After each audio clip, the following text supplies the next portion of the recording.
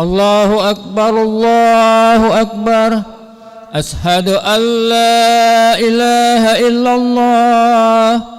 Ashhadu anna Muhammadar Rasulullah. Hayya 'alas shalah, hayya 'alal falah. Qad qamatis sholatu, qad qamatis shalah. Allahu Akbar, Allahu Akbar. La ilaha illallah. Rasulullah sallallahu alaihi wasallam, sawwu sufufakum fa inna taswiyata sufuf min tamamis shalah. Lurus, rapatkan barisan. Billahi minasyaitonir rajim.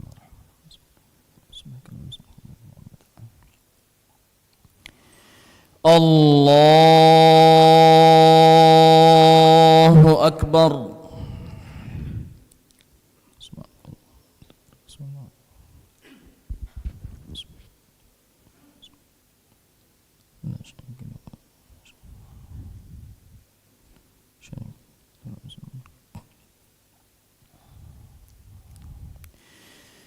Bismillahirrahmanirrahim.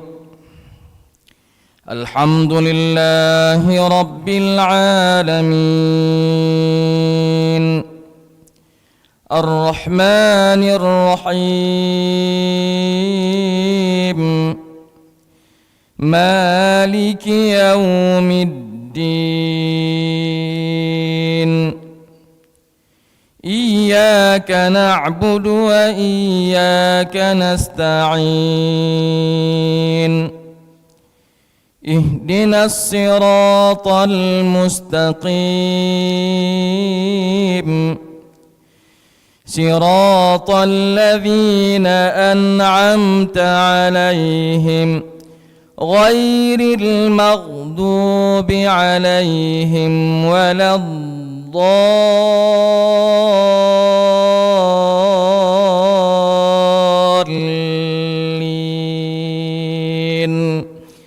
Amin.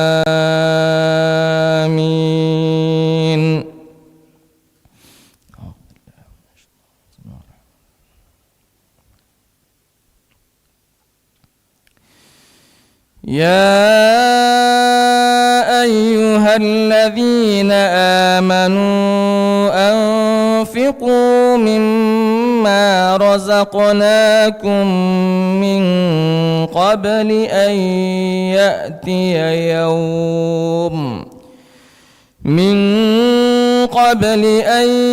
ya'tiya yawmun la bay'un fihi wala khullatun wala syafa'ah wal kafiruna humudz zalimun.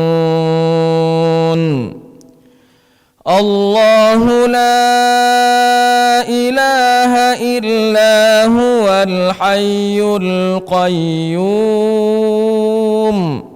La ta'khudhuhu sinatun wala nawm. Lahu ma fis samawati wa ma fil ard.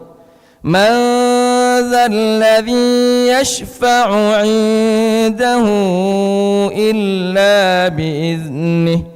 Ya'lamu ma bayna aydihim wa ma khalfahum. ولا يحيطون بشيء من علمه إلا بما شاء.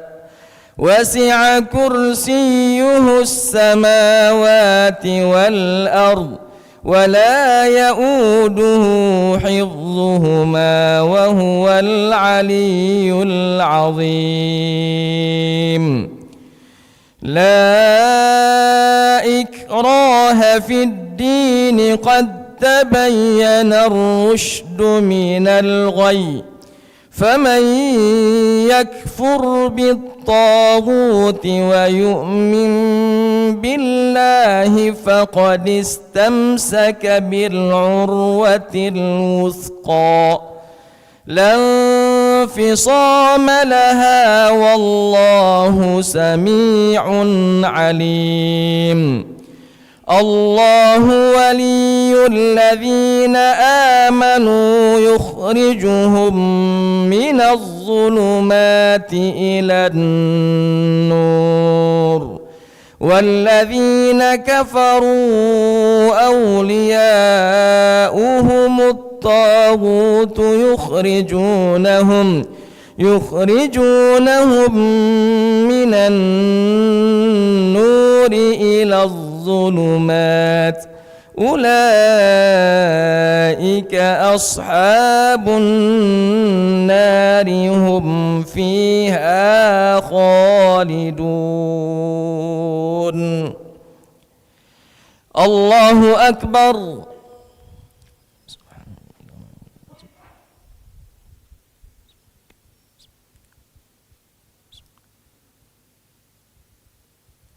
سمع الله لمن حمده.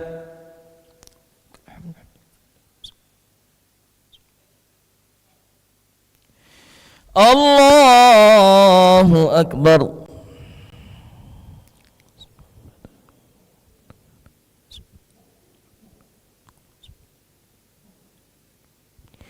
الله أكبر.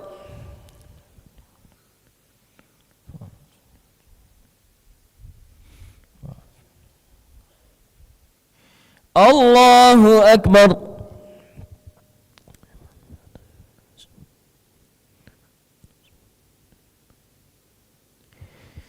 الله أكبر.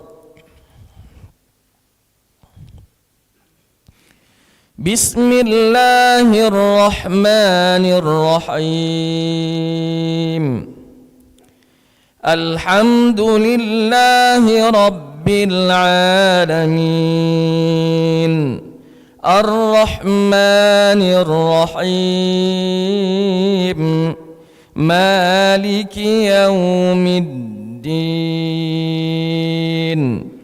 إياك نعبد وإياك نستعين. اهدنا الصراط المستقيم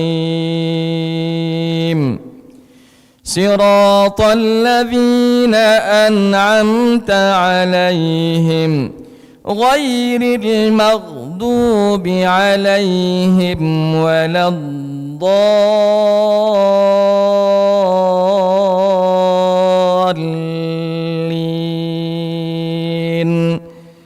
آمين.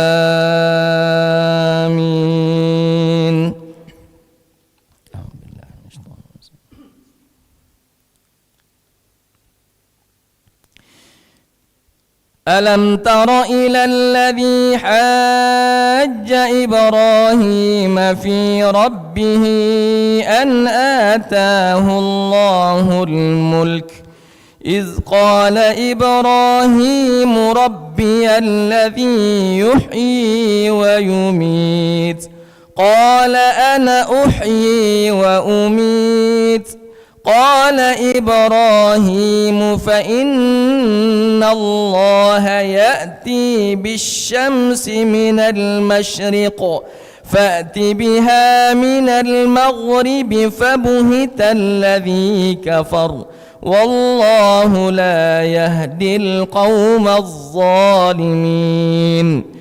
أو كالذي مر على قرية وهي خاوية على عروشها قال أنى يحيي هذه الله بعد موتها فأماته الله 100 عام ثم بعثه قال كم لبثت قال لبثت يوما أو بعض يوم قال بل لبثت 100 عام فانظر إلى طعامك وشرابك لم يتسنه وانظر إلى حمارك ولنجعلك آية للناس وانظر إلى العظام كيف ننشزها ثم نكسوها لحما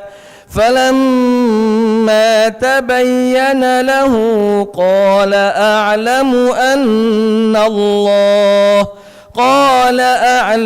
أن الله على كل شيء قدير. الله أكبر.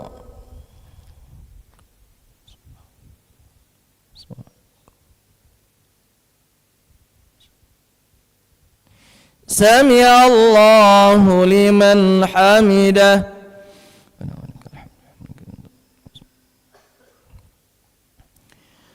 اللهم اهدنا فيمن هديت وعافنا فيمن عافيت وتولنا فيمن توليت وبارك لنا فيما أعطيت وقنا واصرف عنا برحمتك شر ما قضيت فإنك تقضي ولا يقضى عليك إنه لا يذل من واليت ولا يعز من عاديت تباركت ربنا وتعاليت لك الحمد على ما قضيت ولك الشكر على ما أعطيت نستغفرك اللهم من جميع الذنوب والخطايا ونتوب إليك. وصلى الله على خير خلقه محمد وعلى آله وصحبه وبارك وسلم. الله أكبر.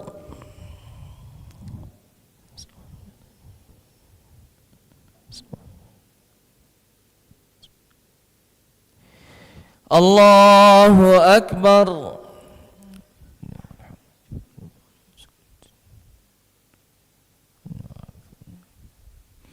الله أكبر.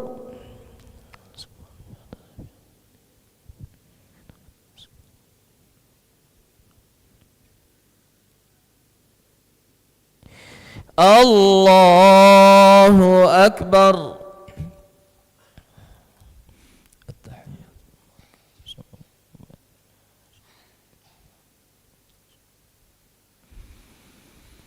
أشهد أن لا إله إلا الله.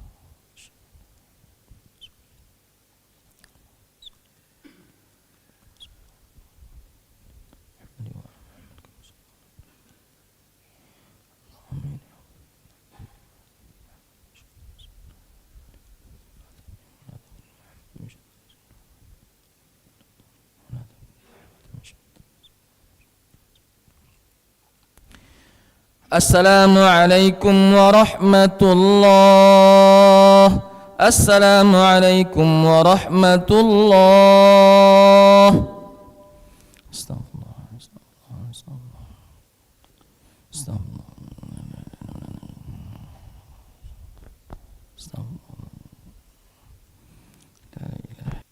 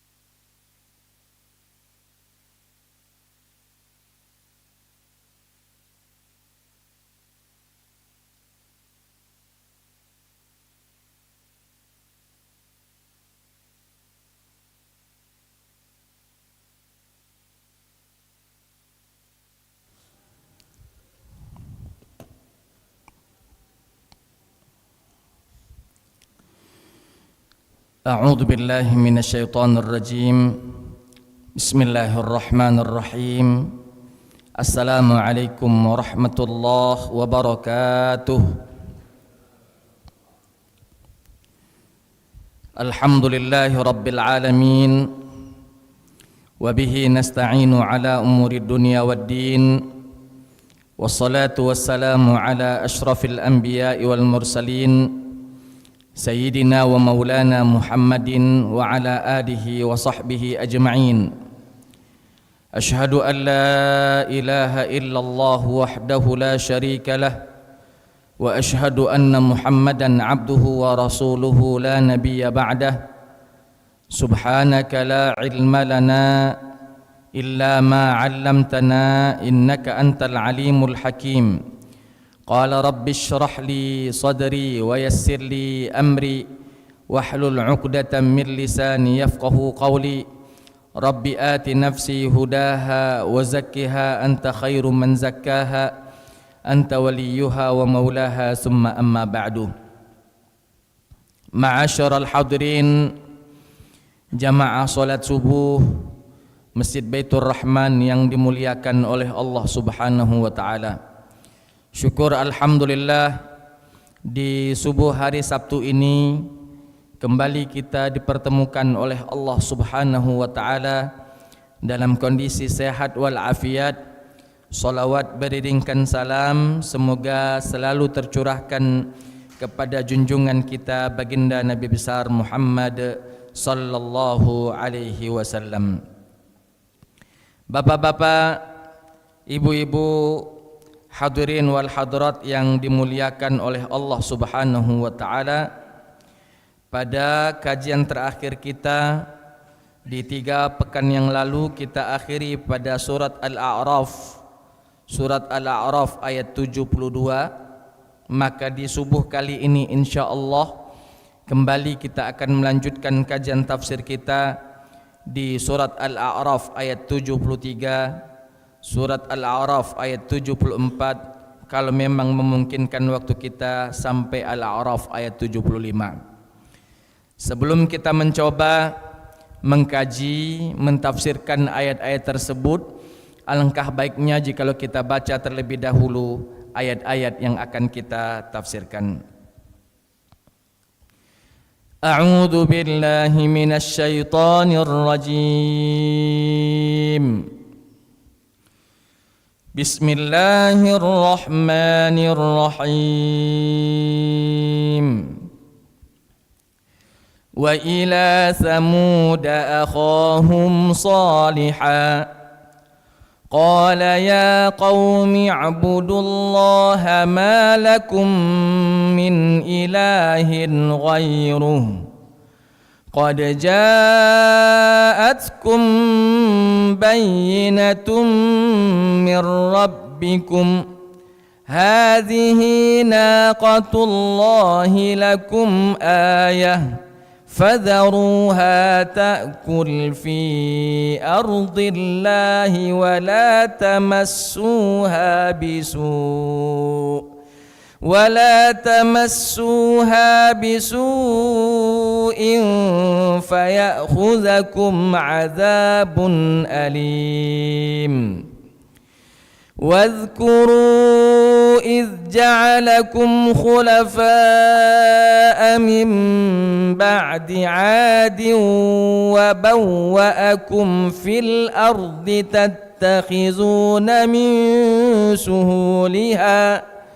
تتخذون من سهولها قصورا وتنحتون الجبال بيوتا فاذكروا آلاء الله ولا تعثوا في الأرض مفسدين قال الملأ الذين استكبروا من قومه للذين استضعفوا لمن آمن منهم أتعلمون أن صالحا مرسل من ربه qalu inna bima ursila bihi mu'minun. Ma'asyiral hadirin, jamaah salat subuh Masjid Baitur Rahman yang dimuliakan oleh Allah Subhanahu wa taala.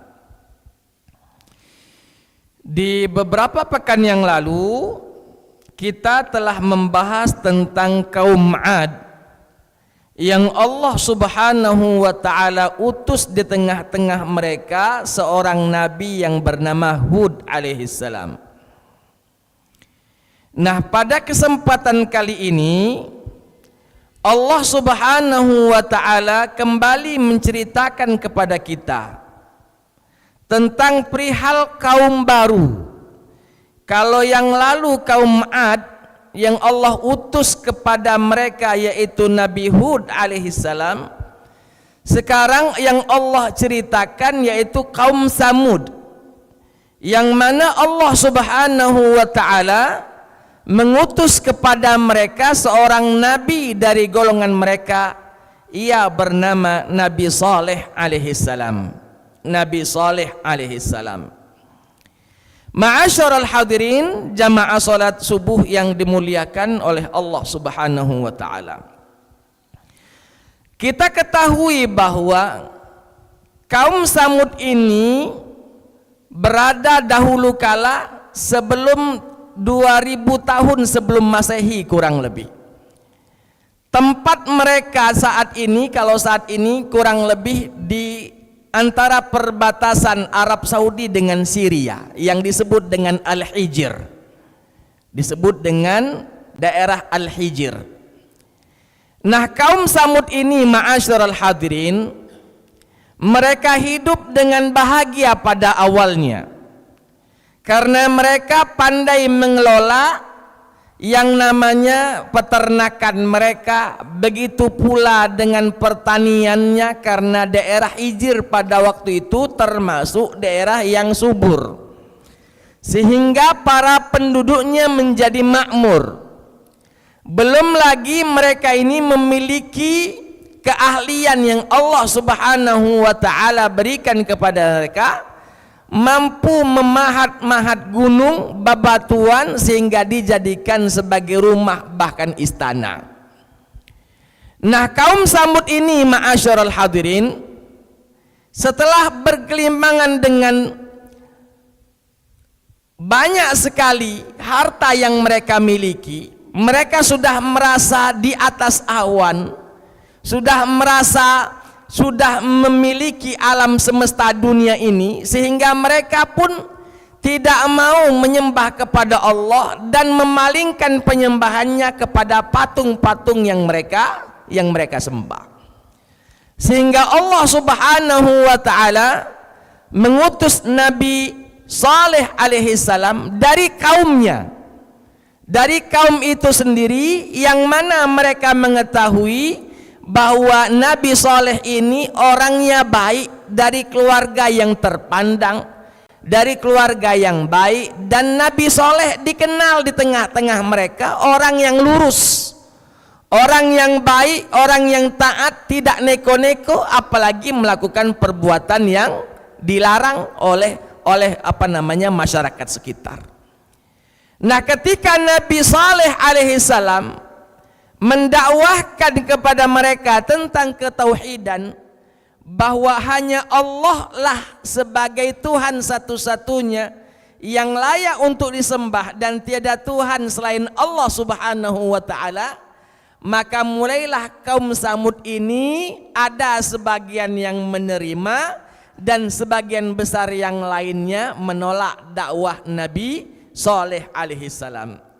Makanya di ayat 73 di dalam surat Al-A'raf Allah berfirman, wa ila samuda akhahum salihah, dan kami utus kepada kaum Samud saudara mereka sendiri, anak bangsa mereka sendiri, ia bernama Nabi Saleh alaihissalam. Qala ya qaumi abudullaha ma lakum min ilahin ghairu. Sehingga Nabi Saleh alaihissalam berdakwah dan inti dakwahnya adalah ya qaumi, wahai kaumku, u'budullaha, sembahlah Allah Ta'ala, malakum min ilahin ghairuh, tidak ada Tuhan lain yang layak untuk disembah selain hanyalah kepada Allah Subhanahu wa Ta'ala.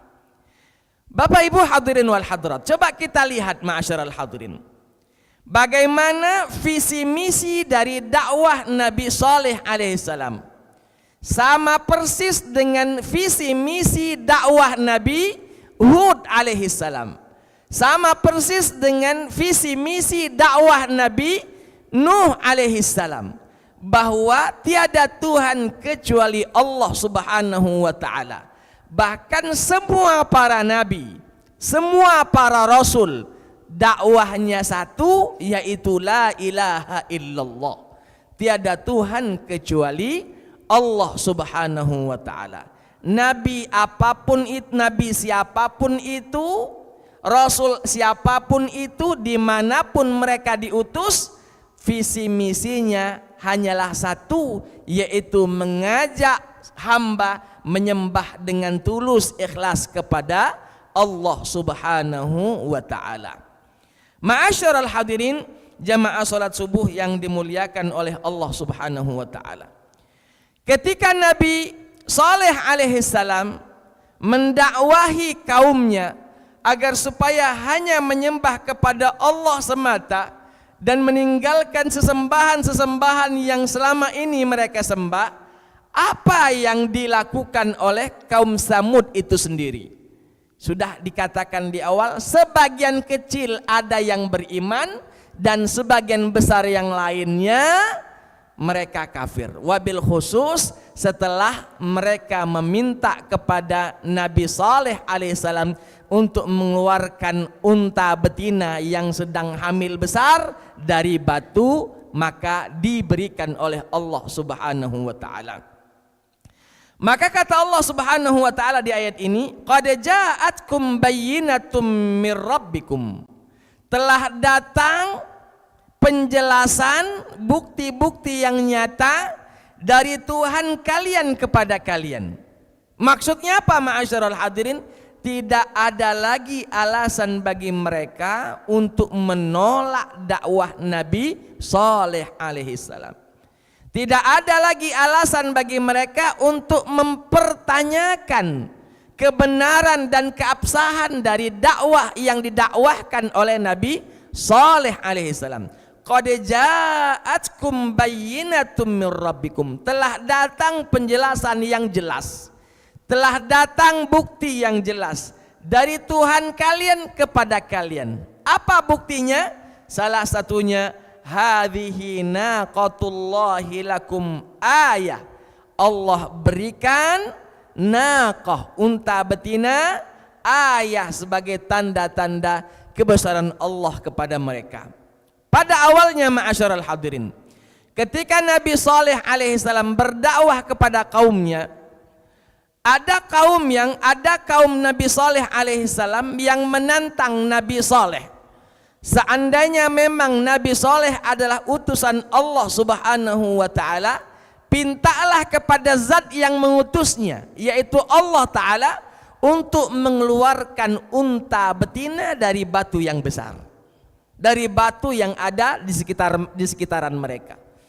Pada awalnya ma'asyiral hadirin, ini adalah cara kaum Nabi Saleh untuk menolak dakwah Nabi Saleh, karena pada pikiran mereka tidak akan pernah mungkin ada unta betina yang keluar dari batu yang besar. Maka cara mereka untuk supaya Nabi Saleh diam, tidak berkutik dan tidak berdakwah lagi, mereka meminta sesuatu yang pada awalnya tidak masuk akal bagi mereka, yaitu meminta dikeluarkan unta betina dari batu yang besar. Begitulah pula dulu kejadian baginda Nabi sallallahu alaihi wasallam. Kaum kafir Quraisy Mekah, mereka menolak dakwah Nabi Muhammad sallallahu alaihi wasallam Karena ketika ditolak Nabi Muhammad masih berdakwah, coba kita tantang. Dan tantangan ini sebenarnya untuk mendiamkan Nabi Muhammad, supaya Nabi Muhammad tidak berdakwah lagi karena tak mampu memberikan apa yang mereka inginkan. Apa yang mereka pinta kepada Nabi Muhammad ketika mereka melihat bulan, Muhammad itu ada bulan, kalau memang engkau utusan Tuhan, mintalah kepada zat yang mengutusmu untuk membelah bulan itu menjadi 2 bagian. Pak, mereka berpikir itu mustahil untuk dilakukan, mustahil untuk direalisasikan. Tapi ketika Allah berkehendak, Nabi Muhammad berdoa kepada Allah, memohon agar supaya apa yang mereka inginkan itu betul-betul terjadi di depan mata mereka, sehingga Allah mengizinkan. Cukup Nabi SAW mengucapkan bismillah, lalu menunjuk bulan, lalu membelahnya dengan telunjuknya, terbelahlah bulan tersebut menjadi 2 bagian. Yang mana pada awalnya orang kafir Quraisy menginginkan Nabi Muhammad terdiam, tak mampu melakukan apa-apa, rupanya apa yang mereka pikirkan berbeda dengan kenyataannya. Mereka meminta dibelahkan bulan, maka dibelahkan bulan itu oleh Nabi SAW atas izin Allah Subhanahu wa Ta'ala. Setelah terbelah, apa yang terjadi? Berimankah mereka? Tidak beriman. Bahkan mereka nambah yakin bahwa Nabi Muhammad adalah tukang sihir.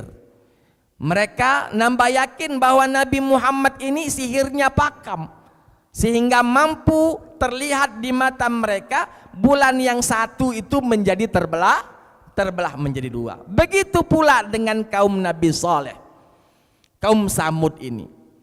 Pada awalnya mereka meminta kepada Nabi Saleh agar supaya Nabi Saleh itu tidak berdakwah lagi. Kenapa? Karena bukti kenabiannya tidaklah mampu dia berikan. Apa buktinya? Mereka minta, wahai Saleh, ini ada batu besar, keluarkan unta betina dari batu besar ini. Hazihi naqatullahi ayah. Maka cukuplah Nabi Saleh alaihissalam berdoa, memohon kepada Allah Subhanahu wa Ta'ala atas apa yang mereka inginkan, Allah berikan. Maka terbelahlah batu besar itu. Dengan kaget, terkejut mereka melihat ada pergerakan pada batu besar yang mereka tunjuk. Lebih kaget lagi ketika batu besar itu betul-betul terbelah dan mengeluarkan unta betina yang besar dari batu yang besar tersebut.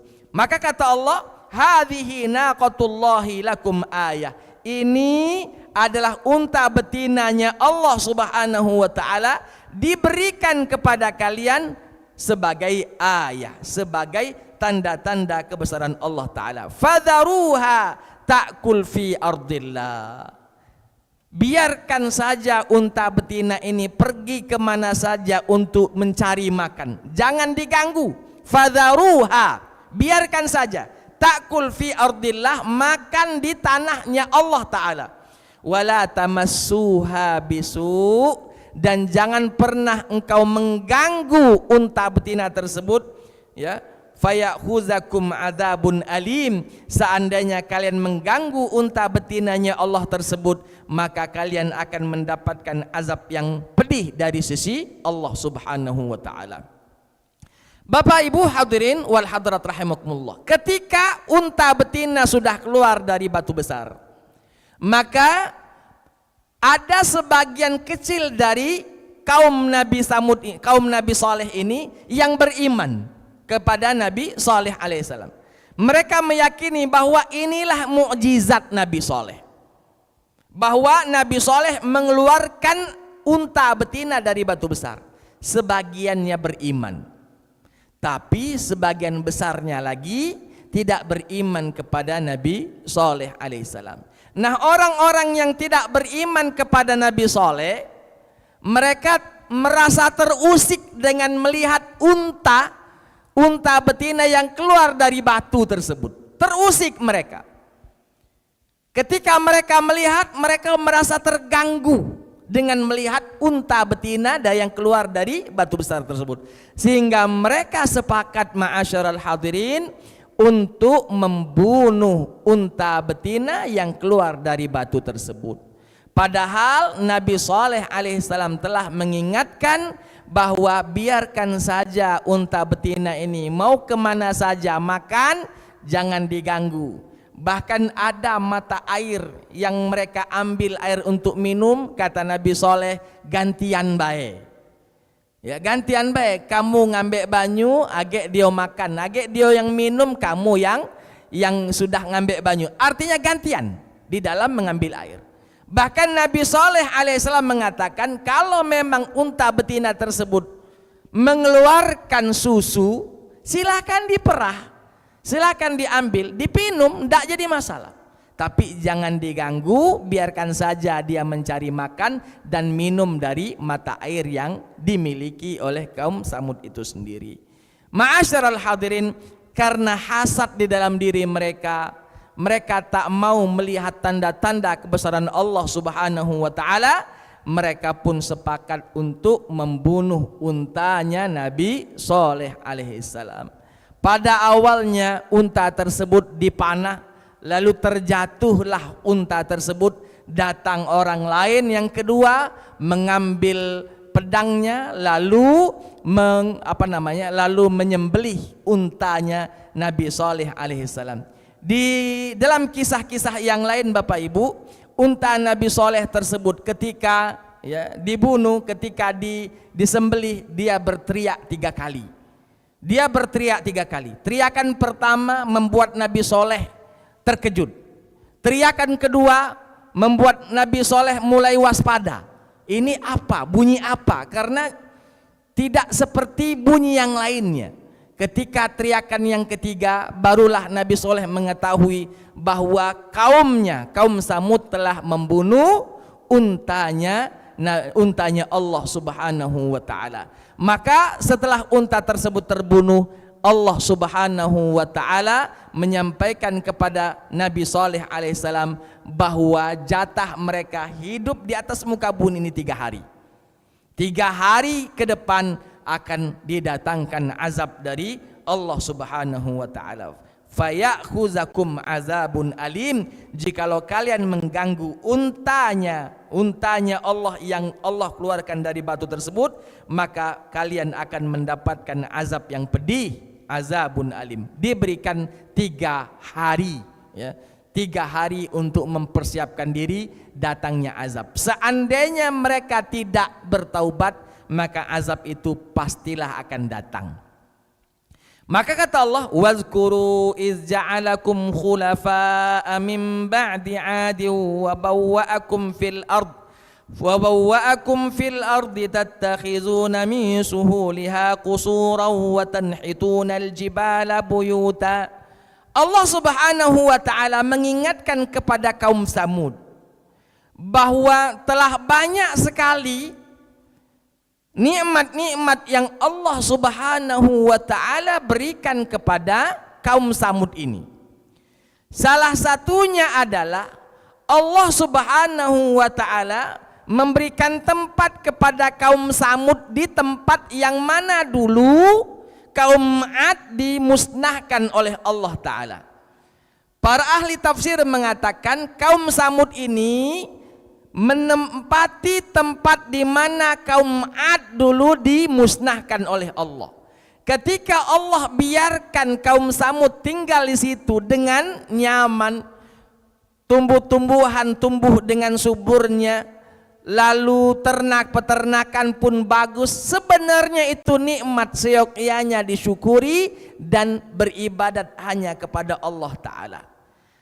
Belum lagi pandainya mereka di dalam mengelola batu, memahat batu-batu gunung Bapak Ibu. Kalau Bapak Ibu mungkin pernah pergi ke daerah di utara Saudi, di utara Saudi ada daerah disebut dengan daerah peninggalan para nabi dulu, Nabi Saleh. Ada disebut dengan Al-Hijr yang sudah sebutkan di awal tadi, Al-Hijr. Di situ kita lihat gunung-gunung dipahat dengan bagus, Pak. Seperti gerbang istana. Seperti gerbang istana. Di dalamnya ada tempat-tempat solah-solah, tempat-tempat mereka, ada tempat pertemuan untuk mereka, ada tempat mereka tidur, kamar-kamar mereka, dan lain sebagainya. Pandai sekali mereka memahat batu. Pandai sekali mereka memahat batu. Padahal mereka ini hidup kurang lebih 2000 tahun sebelum Masehi. Kalau kita sekarang kan 2026 Masehi. Mereka tahun 2000-an sebelum Masehi, sebelum Nabi Isa alaihi salam dilahirkan. Mereka ada dan mampu memahat batu-batu atau gunung-gunung dengan baik, presisi, tidak tidak hancur dan lain sebagainya. Itu nikmat yang Allah berikan kepada mereka. Wa tattakhizunal jibala buyuta fadhkuru ala Allah. Kata Allah, ingatlah dengan nikmat-nikmat yang Allah berikan kepada kalian. Wala ta'sau fil ardi mufsidin. Jangan melampaui batas di atas muka bumi sehingga kalian menjadi para perusak, tidak mau beriman kepada Allah Subhanahu wa taala. Ma'asyiral hadirin, jamaah salat subuh yang dimuliakan oleh Allah taala. Maka setelah diingatkan oleh Allah, mereka disuruh beriman, mensyukuri nikmat-nikmat Allah.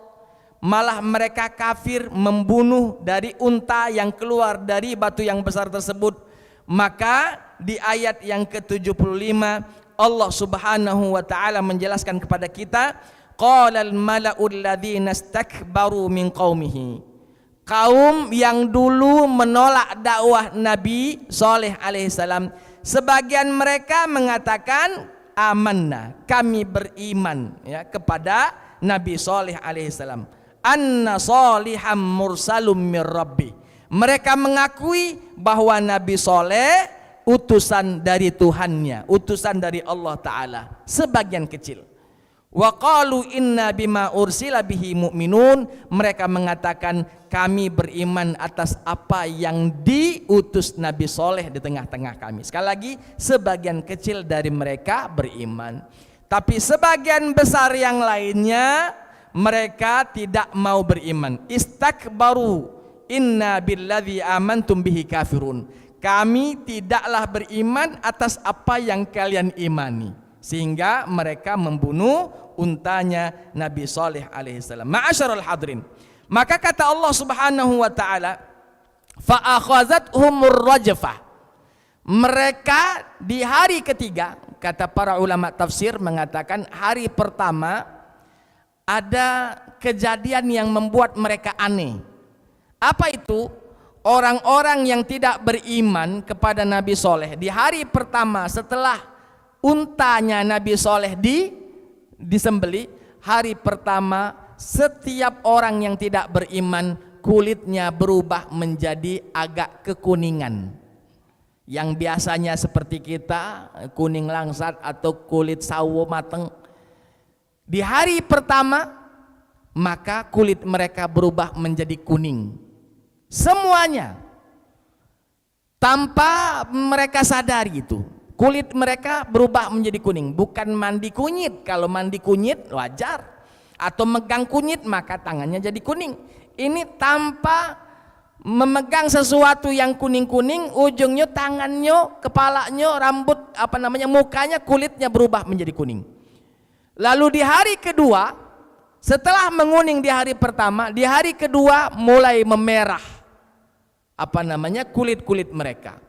Di hari ketiga, karena memang diberikan jatah 3 hari, di hari ketiga kulit mereka berubah menjadi hitam, Nah, setelah hari ketiga selesai habis, maka Allah Subhanahu wa taala utus awan gelap, awan hitam di atas Al-Hijr, di atas kaum Samud tersebut, lalu memekakkan telinga mereka, petir di mana-mana, hujan pun turun sehingga pada pagi harinya mereka mati seketika tanpa tanda kutip sebab yang bisa mereka ketahui.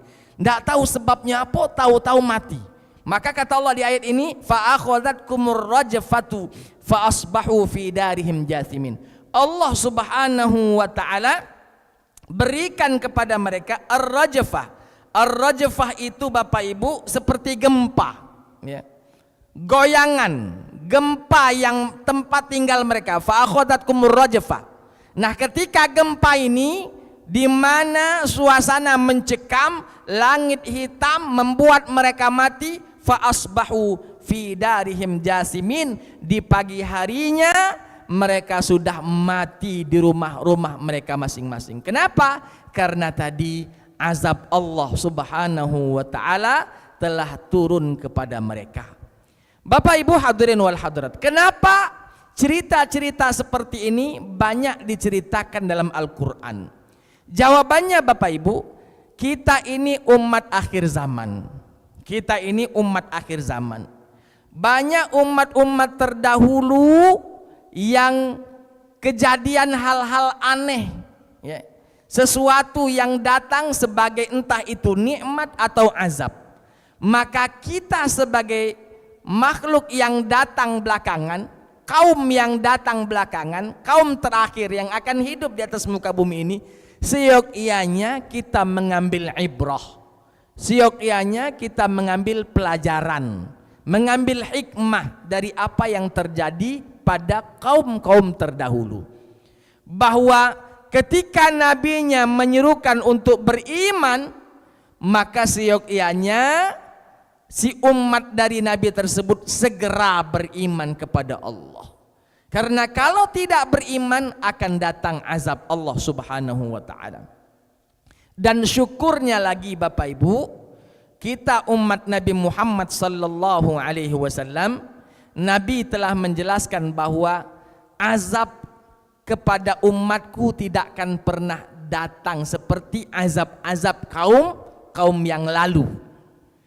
Allah menahan azabnya sampai hamba tersebut betul-betul mati.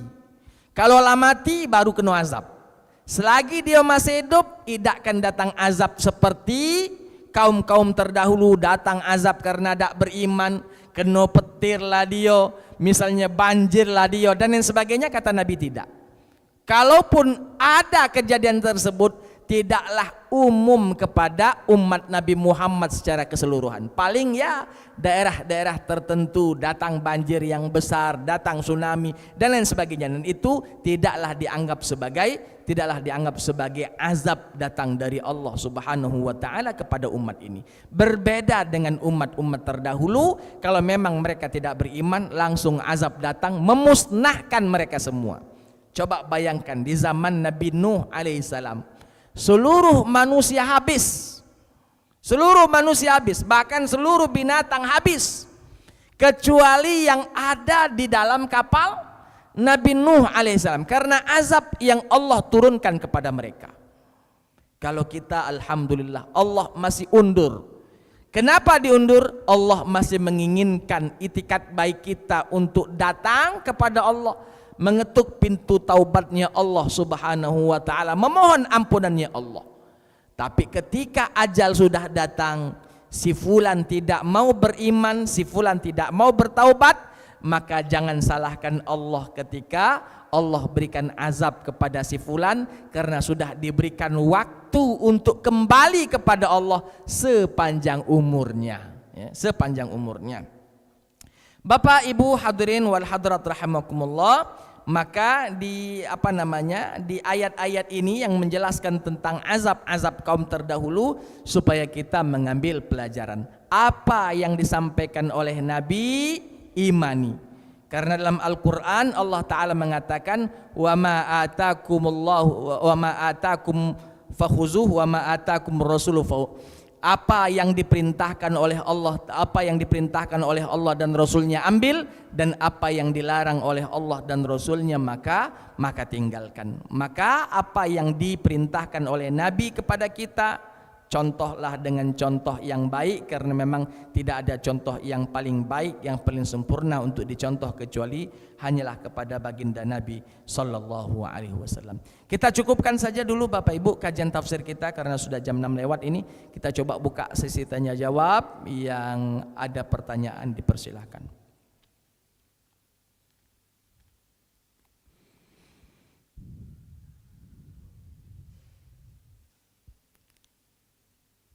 Tidak ada pertanyaan? Ada. Bismillah. Assalamualaikum warahmatullahi wabarakatuh.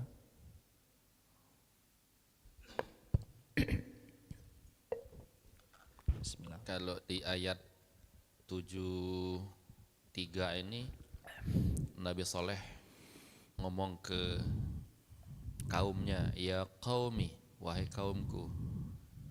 Nah, tapi kalau Rasulullah itu ngomongnya umatku gitu. Kenapa beda, Ustaz? Padahal sama-sama Nabi. Artinya beda antara kaum dengan umat itu apa, Ustaz? Baik. Syukran katsiran. Baik, apa perbedaan kaum dengan umat? Perasaan ini sudah saya jelaskan. Kalau kaum adalah orang-orang yang menjadi target dakwah. Yang menjadi target dakwah yang belum beriman, maka disebut ya qaumi. Tapi ketika kaum yang sudah didakwahi lalu beriman, maka disebut ya ummati, wahai umatku. Jadi disinilah letak perbedaan kaum dengan umat. Ini kita semuanya, ya, dari zaman di mana Nabi Muhammad SAW diutus menjadi nabi sampai ke akhir zaman nanti, kita semua adalah kaum Nabi Muhammad. Dan kita selain kaum Nabi Muhammad, kita yang beriman sudah menjadi umat Nabi Muhammad SAW. Jadi kaum-kaum yang belum beriman kepada Nabi itu masih disebut kaum Nabi Muhammad, belum menjadi umat. Ya. Kalau kaum itu masih dijadikan target dakwah, mad'u, target dakwahnya itu kaum. Tapi setelah target dakwah tersebut beriman, maka orang-orang yang beriman itu disebut dengan umat. Maka Nabi SAW pernah bersabda, kullu ummati, setiap umatku, yadkhulunal jannah, akan masuk ke dalam surga. Ngapa? Karena umat dialah sudah beriman. Beda kalau Nabi mengatakan kullu qaumi, semua kaumku, beda. Kenapa Nabi memilih kullu ummati? Karena memang umat itu telah menerima dakwah, maka disebut umat. Maka Nabi mengatakan kullu ummati yadkhulunal jannah, semua umat aku itu masuk surga galau. Illa man aba, kecuali dia tidak galak. Kecuali dia tidak galak. Selagi dia galak, jadi umat Nabi SAW melaksanakan perintah Allah dan Rasulnya dan meninggalkan larangan Allah dan Rasulnya, berarti dia galak masuk surga. Maka diambil, dinamakan dia umatku, kullu ummati, semua umatku itu masuk surga semua. Jadi letak dari apa perbedaan umat dengan kaum? Kalau secara umum itu adalah kaum, ya, secara umum adalah kaum. Orang-orang yang dijadikan target dakwah itu adalah kaum. Tapi ketika target dakwah tersebut telah menghasilkan orang-orang yang beriman, nah orang-orang yang beriman itu disebut dengan umat, disebut dengan umat. Jadi wajar kalau Nabi Soleh mengatakan ya qaumi ibudullaha ma lakum min ilahin ghairu, wahai kaumku, tidak ada Tuhan selain Allah Ta'ala, sembahlah Allah, tidak ada Tuhan selain Allah Ta'ala. Kenapa disebutkan begitu? Karena kaumnya belum beriman. Sama seperti kaum Hud alaihissalam, ketika kaum Nabi Hud, ya, kaum Ad, ya, ketika Nabi Hud juga mengatakan ya qaumi ibudullaha ma lakum min ilahin ghairu, sama perkataannya. Jadi perbedaan antara kaum dengan umat, kalau kaum yang belum beriman, ya, sebagai objek dakwahan, sebagai mad'u, ya, itu adalah kaum. Adapun orang-orang yang sudah beriman barulah masuk kepada kategori umat. Umat Nabi Muhammad, umat Nabi Isa, umat Nabi Musa, dan umat-umat yang lainnya. Wallahu ta'ala a'lam bisawab. Ada yang lain? Sedikit Ustadz. Oh ya. Assalamualaikum warahmatullahi wabarakatuh. Assalamualaikum warahmatullahi wabarakatuh. Kalau kita lihat sekarang ini, kalau ada musibah itu tidak pilih apakah dia taat atau tidak taat, baik atau buruk, laju juga loh. Dia tidak milih-milih. Nah sekarang yang tadi ini kan dalam paparan Ustaz tadi mengenai kaumnya Nabi Soleh, itu yang taat atau masuk ke mengakui bahwa Nabi Soleh itu adalah utusan Allah, itu tidak kena kan?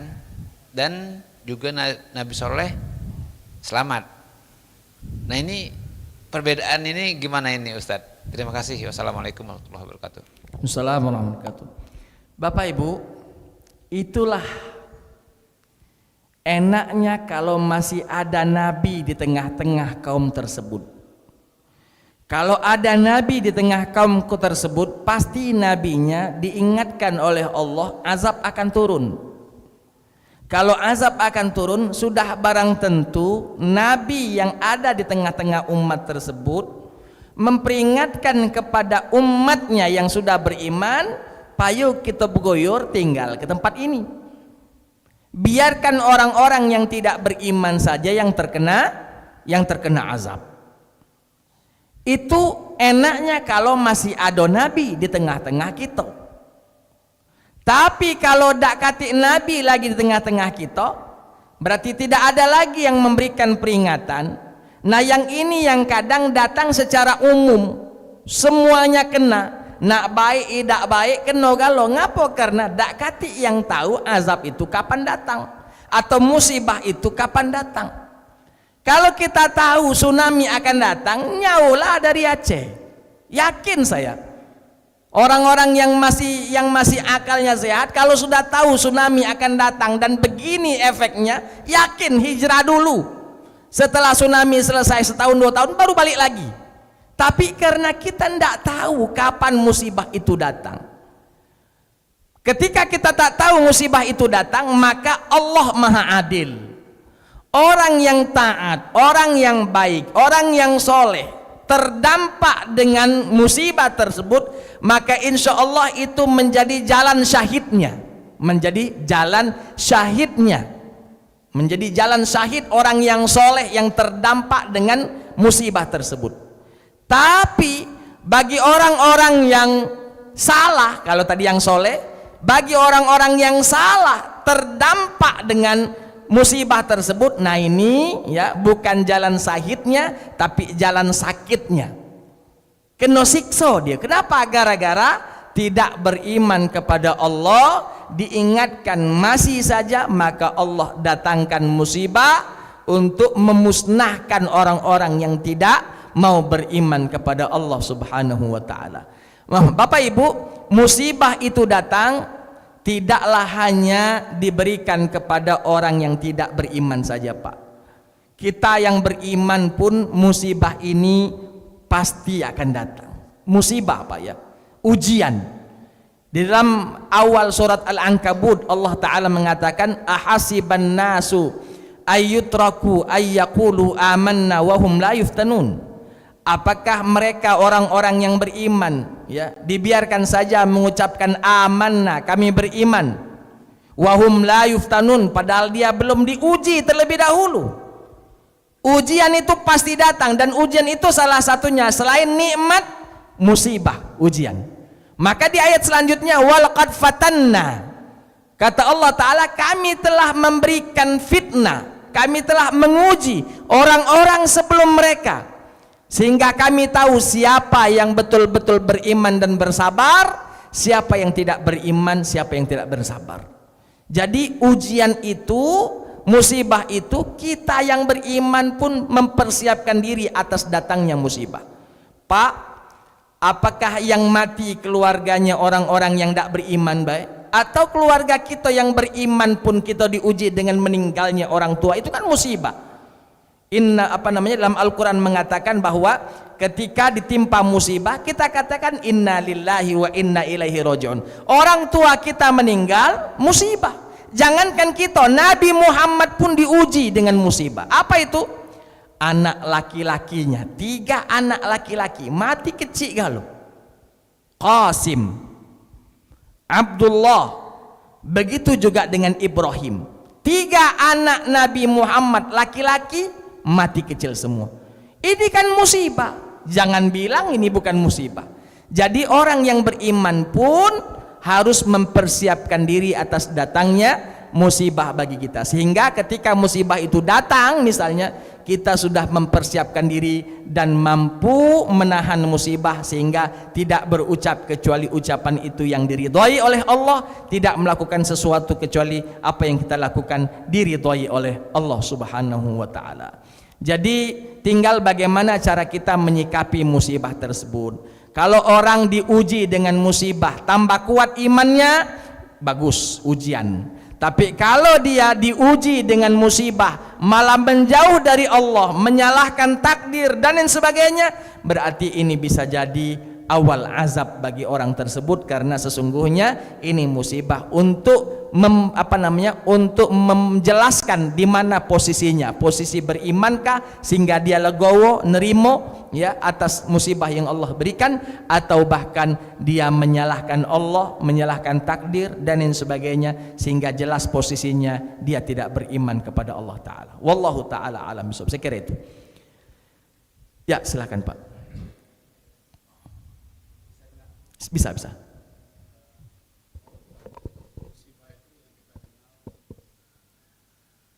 Nyata gitu ya, musibah yang nyata berupa gempa bumi, banjir, gunung meletus.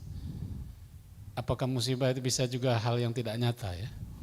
Misalnya hati yang disakiti, gitu. Anak yang durhaka gitu kepada orang tua gitu. Bagaimana perasaan orang tua ketika anaknya tidak soleh gitu ya, durhaka pada orang tua, menyakiti hati orang tua. Apakah itu juga musibah, Ustaz? Mohon penjelasannya.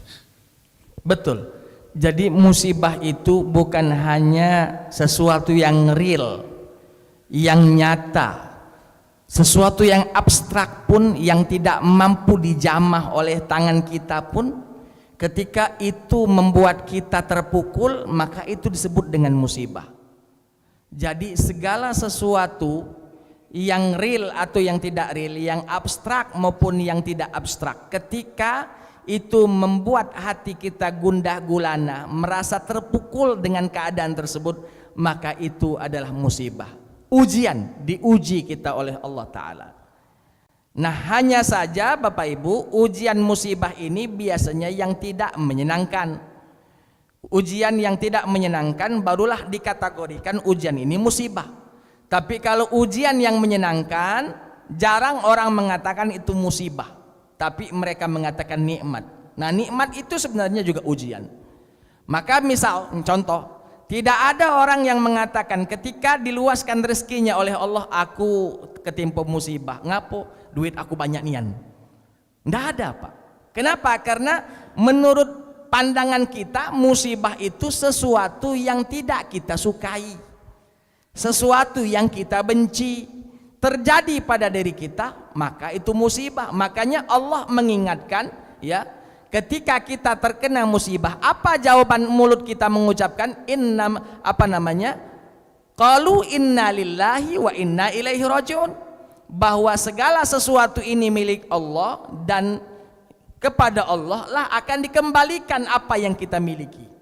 Jadi ketika ditanya tadi apakah yang abstrak, yang real saja disebut musibah, lalu yang abstrak tidak disebut musibah, jawabannya adalah yang real atau yang abstrak, kedua-duanya bisa dikategorikan musibah apabila dengan kejadian tersebut dia merasa terpukul dengan apa yang terjadi, maka itu adalah musibah. Itu adalah musibah. Misalnya kita balik dari masjid, tahu-tahu sendal kita hilang sebelah, itu kita merasa tidak nyaman, musibah itu, musibah. Beda kalau sendal kita tadinya buruk, tahu-tahu jadi baru, ini nikmat ya. Wallahu ta'ala a'lam bisawab. Jadilah Bu, jadilah. Baik, itu saja mungkin yang bisa kami sampaikan pada kesempatan kali ini. Mudah-mudahan ada manfaatnya bagi kita semuanya. Sejenak mari kita mengangkat tangan bermunajat kepada Allah Ta'ala. Mudah-mudahan apa yang diniatkan Allah Subhanahu wa Ta'ala berkenan untuk mengijabah semua doa-doa kita. A'udzu billahi minasyaitonir rajim. Bismillahirrahmanirrahim. Alhamdulillahi rabbil alamin wassalatu wassalamu ala asyrafil anbiya'i wal mursalin sayyidina wa maulana Muhammad wa ala alihi wa sahbihi ajma'in. Allahumma ighfir lana dhunubana wa liwalidina warhamhum kama rabbawna shighara. Allahumma ij'al jam'ana hadha jam'an marhuma wa tafarruqana min ba'dihi tafarruqan ma'suma wa la taj'al fina wa la minna shaqiyan wa la mahruma. Allahumma la tada' lana fi maqamina hadha dhanban illa ghafartah ولا عيبا إلا سترته ولا مريضا إلا شفيته ولا فقيرا إلا غنيته ولا ضالا إلا هديته ولا حاجة من حوائج الدنيا والآخرة إلا قضيتها ويسرتها يا رحمن يا رحيم. ربنا آتنا في الدنيا حسنة وفي الآخرة حسنة وقنا عذاب النار. وصلى الله على خير خلقه محمد وعلى آله وصحبه أجمعين. سبحان ربك رب العزة عما يصفون وسلام على المرسلين والحمد لله رب العالمين. Itu saja mungkin yang dapat kami sampaikan pada kesempatan kali ini. Mudah-mudahan ada manfaatnya bagi kita semuanya. Subhanakallahumma wa bihamdika asyhadu an la ilaha illa anta astaghfiruka wa atubu ilaik. Assalamualaikum warahmatullahi wabarakatuh.